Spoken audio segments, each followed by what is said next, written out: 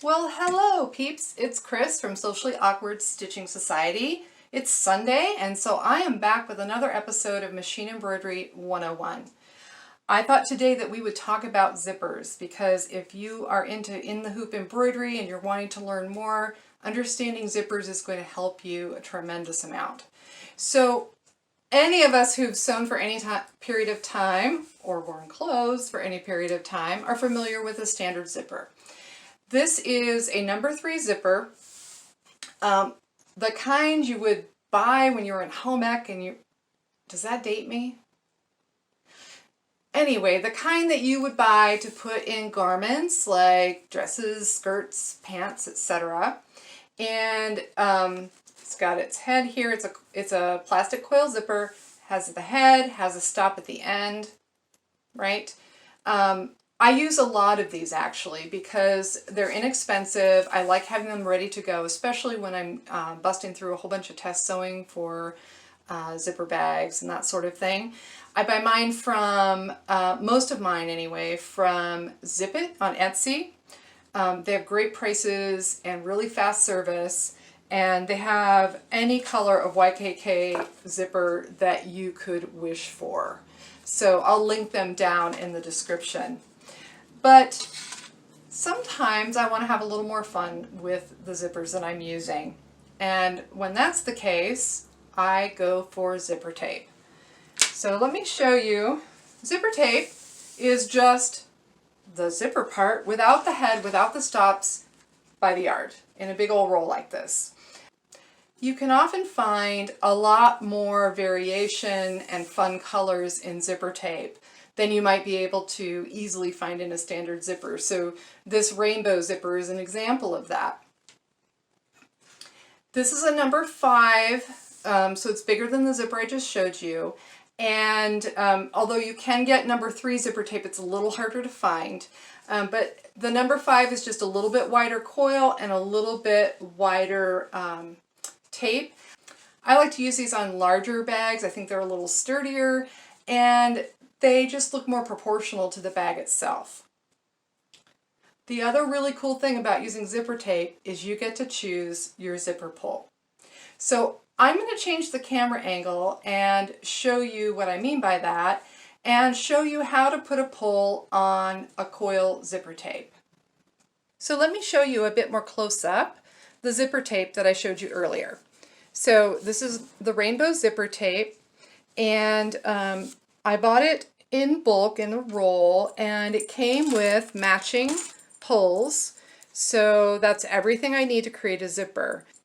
So let me show you one of the things I love about using zipper tape, which is, even though this is a nice looking pull, you can get more creative with your pulls when you're using zipper tape. So let me show you what I bought from the 3 Bobbins. They're one of the suppliers that has a really neat selection of zipper pulls. We got skulls, my favorite. So these came in a little pack of 5, and these were 4 of the 4 colors that were in there. And I just think they're so awesome. They're nice and sturdy and just a perfect touch for a goth or a Halloween bag. So I'll show you with this rainbow one how these go on the zipper tape. So let me get these guys out of the way. So the first thing I'm going to do is I'm going to pull apart the top of the zipper just a little bit like this. And then I'm going to cut back. I like to cut back the left side. You can experiment and see which one you like to do better.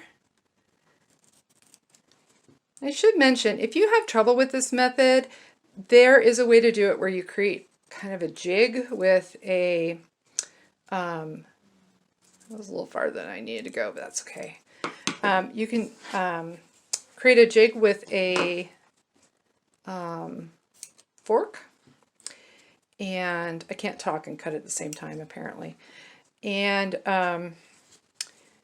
there's videos on that. I have not done it. I just, most of the time this works quickly enough that I don't get, too frustrated. Enough to build a jig anyway. All right. Here's my zipper pull. That's a little longer than I needed to cut because I'm trying to sort of watch through the camera while I'm doing this. All right, zipper head's on. I'm going to cut this down just a tiny bit. That'll help keep the zipper even. All right, as I put it in here.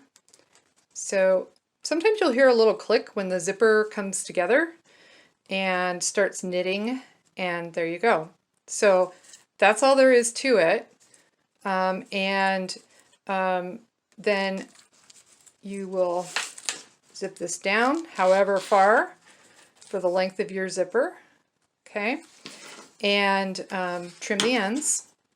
And you see now why I cut that little bit off, because they're not going to mesh up perfectly, at least if you're me they're not, and that way the color stays matched better together down the length of the zipper as I use it. All right, so I trimmed that up, and you saw me play with fire last week. This is when I'm going to use it right here. Now remember that you don't have a stop on this like you do on this kind of zipper, right? See, the stop there is going to keep that. If you unzip this, you're fine, right? But if you unzip this all the way, your zipper pull is going to come right off the bottom. So even if you melt it, you need to be careful when you're unzipping your zipper that you do not zip it all the way down to the bottom. So there you have it. Pretty simple. So it's that easy. I'm going to list some suppliers for zipper tape and zipper pulls down in the description. If you like this video, please give me a thumbs up and hit the subscribe button. And I'll be back next week with more Machine Embroidery 101. I'll see you then.